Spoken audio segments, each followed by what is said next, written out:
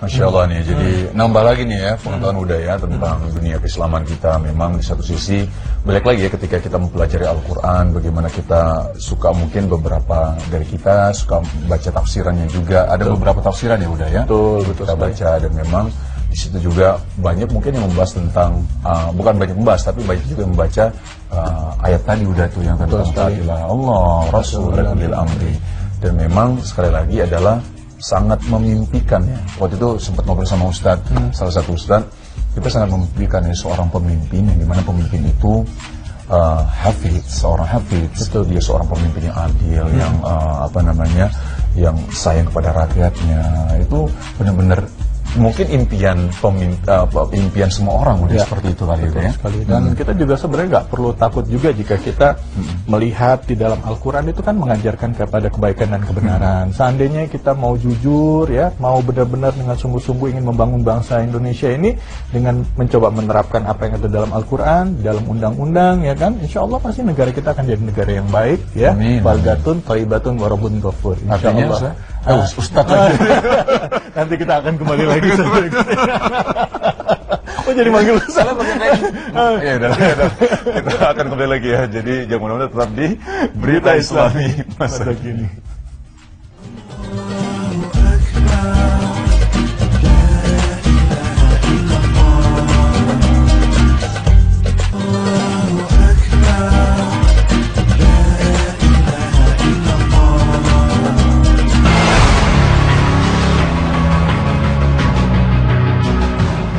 Kekejian pasutri pemalsu vaksin balita. Hidayat Taufikur Rahman dan Rita Agustina, pasangan suami istri yang dibekuk Bareskrim Mabes Polri. Keduanya diketahui memproduksi dan terlibat dalam peredaran vaksin palsu untuk balita. Hidayat dan Rita ditangkap aparat Bareskrim Mabes Polri pada malam hari saat keduanya pulang dari menunaikan sholat tarawih. Dari hasil penggeledahan rumah mewah berlantai 2, polisi menemukan ribuan botol vaksin yang diduga palsu. Polisi lalu mengangkut vaksin-vaksin dari kamar tidur ke dalam mobil untuk dijadikan barang bukti. Total ada sekitar 36 dus. Sebelumnya pasutri ini sempat mengelak dari tuduhan memproduksi vaksin palsu, bahkan keduanya menuding penggerebekan yang dilakukan polisi adalah rekayasa. Namun, begitu ditunjukkan seorang kurir serta hasil penggeledahan, keduanya tak bisa mengelak. Pasutri, Hidayat, dan Rita diketahui sudah memproduksi vaksin palsu sejak tahun 2003. Vaksin palsu yang diproduksi sindikat pasutri ini telah beredar di sejumlah kota besar di Indonesia. Dari hasil penyelidikan, pasutri tersebut menerima orderan vaksin palsu mencapai 200 per hari. Sementara vaksin yang diproduksi pun beragam. Ada vaksin hepatitis, campak, dan tuberkulosis atau TBC.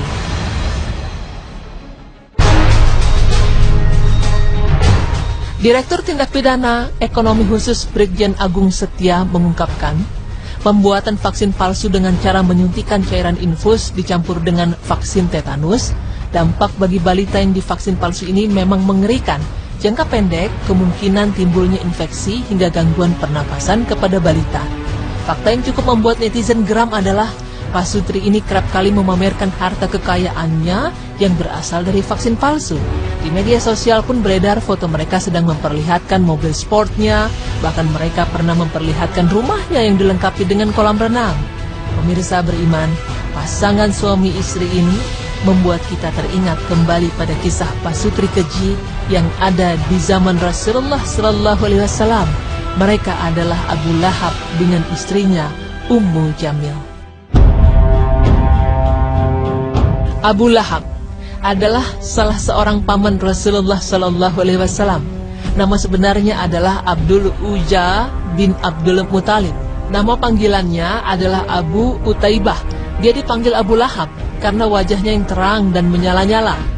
Abu Lahab juga termasuk kalangan elit dari kaum Quraisy. Namun ia sangat menentang ajaran Islam yang disebarkan oleh Rasulullah.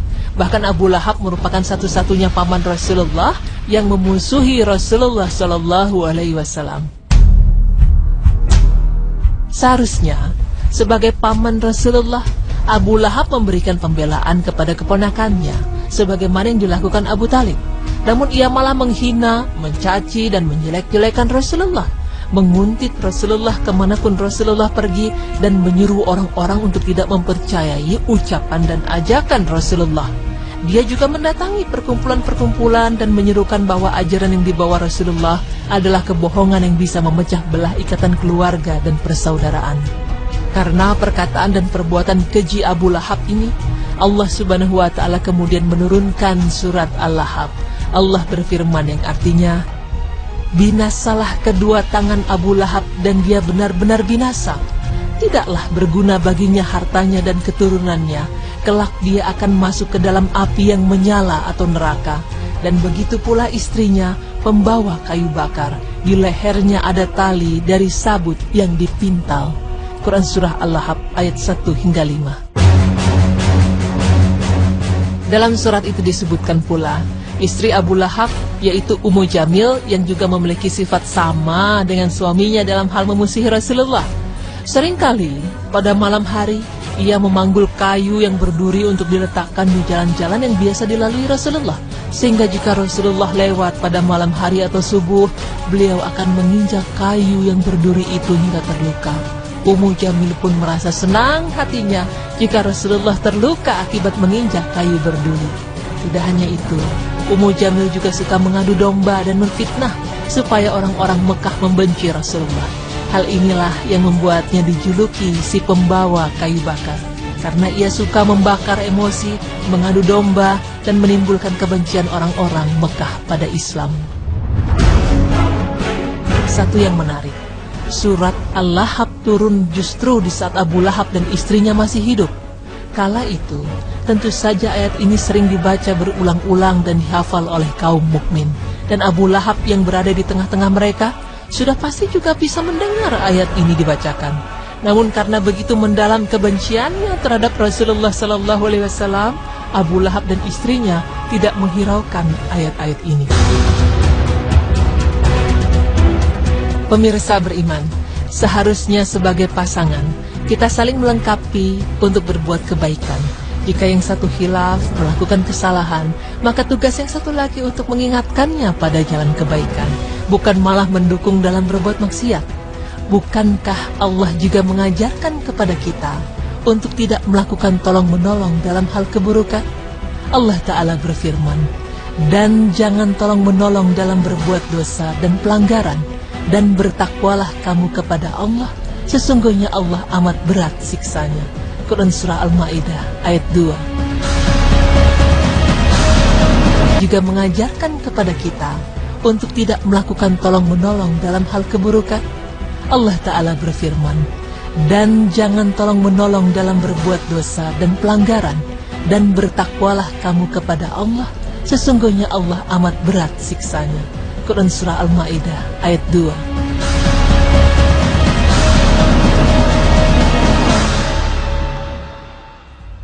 Jadi udah tadi sedikit ya, tadi waktu di ending bagus banget tuh ya. Kalau misalnya punya pasangan, ketika punya kesalahan coba ingatkan. Tapi memang kita kan ada plus minus lah ya, dalam arti memang kita mungkin ada sifat yang baik ataupun sifat yang memang dari dulu kita ingin rubah yang tidak baiknya gitu ya. Tapi ya salah satu fungsi pasangan adalah mengingatkan, saling mengingatkan untuk bisa menuju ke arah jalan Allah Ta'ala. Ya, suami mengingatkan istri, istri mengingatkan suami, suami juga jangan marah kalau diingatkan sama istri, ya kan? Gitu. Jangan saya suami gitu, nggak mungkin segala macam gitu kan. Dan yang paling penting juga buat apapun yang terjadi, namanya manusia pasti tidak pernah luput dari kesalahan. Kita doakan saudara-saudara kita yang mungkin masih khilaf, ya, Allah berikan tunjuk jalan yang lurus yang benar, ya, hidayah, dan juga banyak-banyak bertobat. Insya Allah pintu ampunan Allah begitu luas. Ya. Yang paling penting adalah doakan saudara kita. Betul. Ya. Dan kita juga jangan tentunya menjudge, apalagi menyudutkan. Kita tolong, kita bantu, ya. Kita arahkan jalan yang baik, jalan yang benar. Baik, saya David Alik undur diri. Saya Teguh Wisnu undur diri. Terima kasih atas kebersamaan Anda. Wabillahi taufiq wal hidayah. Wassalamualaikum warahmatullahi wabarakatuh.